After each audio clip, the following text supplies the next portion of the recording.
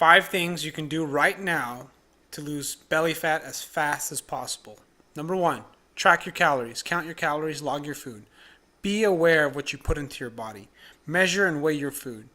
At the end of the day, no matter how you slice it and dice it, no matter how you want to make it pretty, no matter what diet you follow, at the end of the day, the calories in have to be less than the calories out. You need to have a net calorie loss, a calorie deficit. This is how you're going to consistently lose body fat. It's how you're going to get your belly to go down so that way you can get that nice lean stomach you're looking for. Number 2, low carb diets are just another form of low calorie diet. Now keep in mind that a lot of the time, their low carb diets, especially ultra low carb, tend to be a little bit misleading when it comes to weight loss. And the reason why they are misleading is because carbohydrates cause your body to store more water. This is a good thing. Typically in the form of muscle glycogen. Muscle glycogen is essentially muscle gasoline. It's fuel for your muscle. When you eat less carbohydrates, your body has to adjust and learn how to use other sources as fuel. Fat or protein. Ideally you want to use fat. But it sort of doesn't really matter because you have to be consistent whether you follow low calorie, low carb. At the end of the day, they're both the same thing. You have to be consistent about eating less calories and burning more, and figuring out a diet that works appropriately for you and your level. So that way you can follow it on a consistent basis and a realistic basis over the long term. Low carb diets are not any real kind of magic. They essentially use the fact that protein and vegetables have a higher satiety effect than any other foods. If you focus on eating more lean meats and more green leafy vegetables, you're going to get full, causing you to eat less calories. Use this fact to your advantage. More protein equals more fullness. Number 3, eliminate processed foods. One of the big culprits here is soda, alcohol, and any other calorie-based beverages like orange juice and punch. These are essentially very high-calorie foods. They're very high in the fact that they have very little nutrients in relationship to their calories. If you replace all the water you drank in a day with soda, orange juice, or any kind of calorie beverage, you will most likely gain weight. And if you cut them out, you will lose weight. Some processed foods have a tendency to skip normal appetite signals. These appetite signals, meaning the food is extremely hyper palatable. That means the food is extremely good tasting.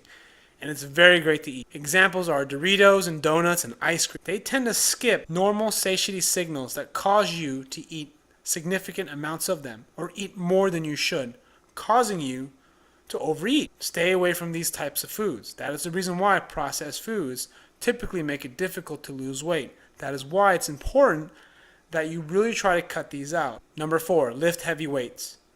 Lifting weights improve resting metabolic rate because if you lift heavy weights, you will add muscle to your body, increasing your calorie expenditure over the long term. When you have an intense weightlifting session, resistance training, whether it be circuit training or heavy lifting, or even a bodybuilder type workout, you will have a higher calorie expenditure after the workout, typically up to 72 hours after the workout session, meaning that your metabolism will be increased for hours after the actual workout.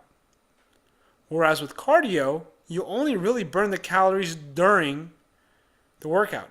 And after you're done, you stop burning those extra calories. Number 5, cardio. Just move. It almost doesn't matter what you're doing. Just move. Walk, run, jog, bike, swim. Anything to get you physically active. Most of us are extremely sedentary. Most of our jobs require us to sit a ton.